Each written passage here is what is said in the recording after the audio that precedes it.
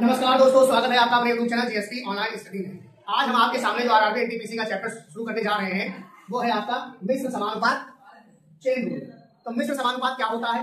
मिश्र समानुपात को जैसे मान लीजिए जब कोई तीन अनुपात दिए गए, जैसे एक्स वाई और डब्ल्यू और जेड, चार अनुपात है, इनमें से कोई तीन दिया गया होगा, चौथा आपको निकालना होगा। तो इसी चीज को बार बार यूज करने को चेन रूल कहते हैं।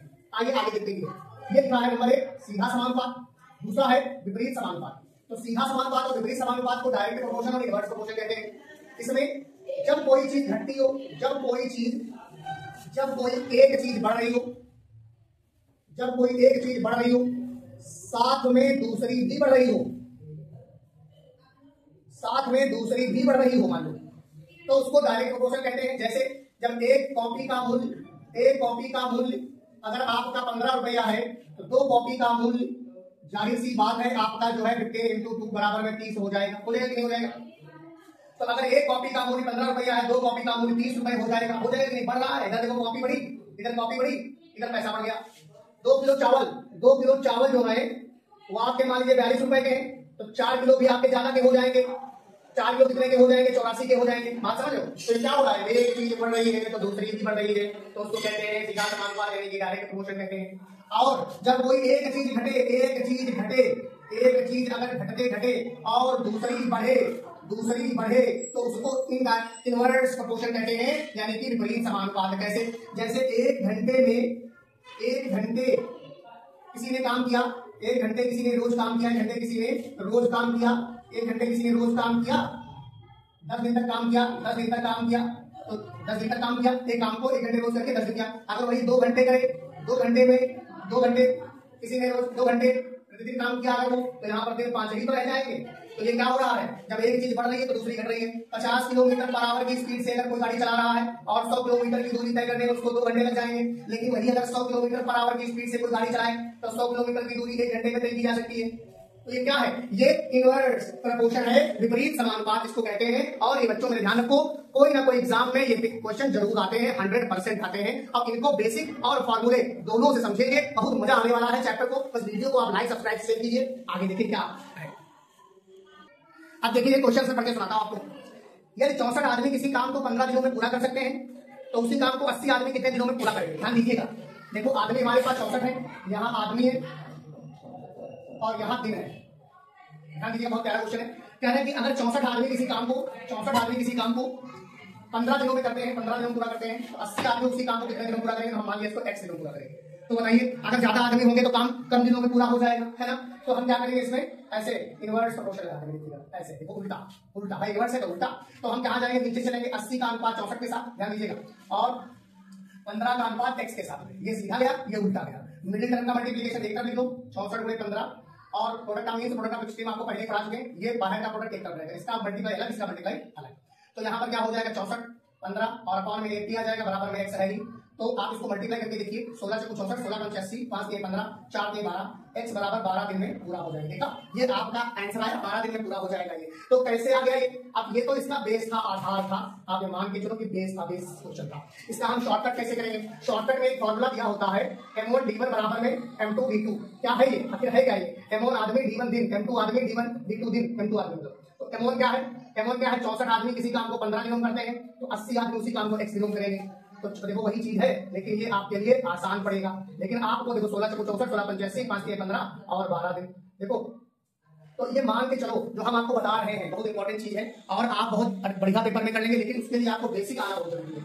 ये अगर आपको आएगा तभी क्वेश्चन ये समझ में आएगा, क्योंकि ये सबके लिए अलग अलग बनता रहेगा ना। इसमें जब वर्क दे दिया जाएगा कि 10 पेपर है और प्रिंट करना है, मतलब 10 पेपर है, प्रिंट करना है, तो काम वाला कितना है? 10।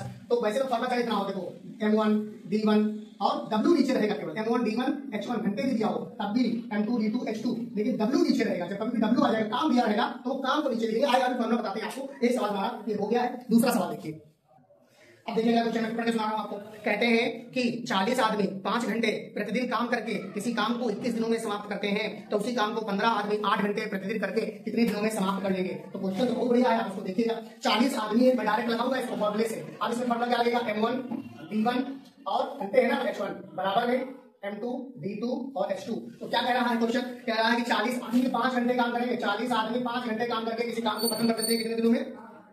21 दिनों में खत्म कर देते हैं भैया। तो अगर हमारे अब आदमी कितने हैं, अब ये कह रहे हैं 15 आदमी अगर 8 घंटे काम करेंगे, 15 आदमी अगर 8 घंटे काम करेंगे तो x दिन लगेंगे। 40 आदमी 5 घंटे काम करके 21 दिन काम खत्म कर देते हैं। 15 आदमी 8 घंटे प्रतिदिन काम करके कितना दिन लगाएंगे काम को खत्म करने में? तो 21 बटे में 15 गुणे 8 बराबर में x। तो यहाँ पर हो जाएगा 5 दिया 15, 3 सबके 21, 8 नीचे 40, यानी कि 35 दिनों में काम को ये लोग समाप्त कर देंगे। इस तरीके से क्वेश्चन बहुत प्यारे हैं, आप जितना करेंगे उतना आनंद आपको आ जाएगा। फिर अगला क्वेश्चन पढ़ रहा हूँ कि अगर आपके 12 आदमी है, मान लो 24 आदमी है, सॉरी 24 आदमी एक काम को 16 दिनों में समाप्त कर सकते हैं, 12 आदमी आधे काम को कितने दिनों में समाप्त करेंगे? बहुत प्यारा क्वेश्चन आ गया। तो क्वेश्चन में फिर से बता रहा हूं आपको कि 24 आदमी है और किसी काम को कितने दिनों में समाप्त कर ले रहे हैं? 16 दिनों में समाप्त कर ले रहे हैं। बच्चों मेरे देखो, अब कह रहे हैं कि आधा काम 24 आदमी एक काम को 16 दिनों में समाप्त करें। तो इसका फॉर्मूला मैं आपको बता दूं, m1 d1 h1 है नहीं, इसमें h1 नहीं लगाएंगे, m1 d1 w1 बराबर में m2 d2 w2, ये फॉर्मूला है, ध्यान रखना। तो अब पढ़ लो फिर से कि 24 आदमी हैं, किसी काम को 16 दिनों में समाप्त कर रहे हैं, एक काम को 16 दिनों में समाप्त कर रहे हैं। तो फिर जो है 12 आदमी x दिनों में समाप्त करेंगे उसके आधे काम को।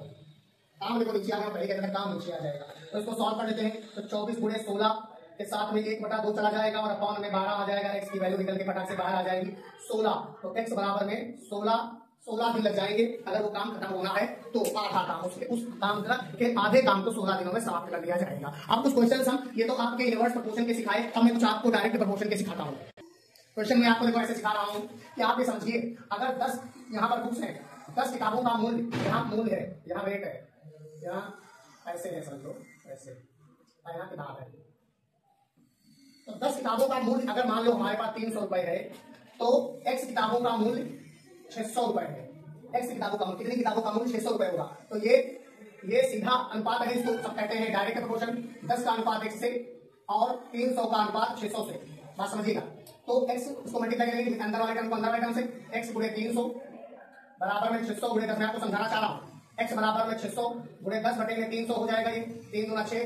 तो आपका सीधा समझिएगा, सीधा अनुपात 20 किताबों का मूल्य 600 रुपए होगा। एक और सवाल देखिए, अगर आपको एग्जांपल से समझा पाए तो कहते हैं कि एक मोहन सब्जी खरीदने गया, तो सब्जी यहाँ पर किलो में है, सब्जी यहाँ किलो में है और मूल्य जो है यहाँ पैसे या रुपए में है, पैसे में है, मान लो रुपए में है, रुपए में है। तो अगर मान लो अगर हम तुमसे कहें कि 10 किलो आलू है, 10 किलो आलू का मूल्य आपका 70 रुपए 50 पैसे है, 70 रुपए 50 पैसे है, तो 20 आलू की कीमत बताओ, 20 किलो आलू की कीमत बताओ, तो x रुपए हो जाएगी। तो आप इसको क्या करेंगे? सीधा अनुपात बनाएंगे, 10 के अनुपात में 20 लिखेंगे, कैसे लिखो? फटाफट चिन्ह लगाओ, बहुत आसान तरीका है। और ये 70.50 तो हम ज्यादा होगा ना भाई, आलू ज्यादा तो पैसा ज्यादा, आलू कम तो पैसा कम, किताब ज्यादा तो पैसा ज्यादा, किताब कम तो पैसा कम। 20 गुणे में 70.50 बराबर में 10 गुणे में x। अब आपको x चाहिए तो 20 गुणे में 70.50 और बटे में 10, यहाँ से खत्म हो गया। आप इसको डिवाइड करिए, मल्टीप्लाई करिए, 5 यहाँ देखो है 2 5 में 10, 2 पंचे 10, ये हो गया। और 2 से 14, अगर ऐसे लिखे तो 1 के बाद पॉइंट लग गया, तो ये हो गया आपका 1410 रुपए।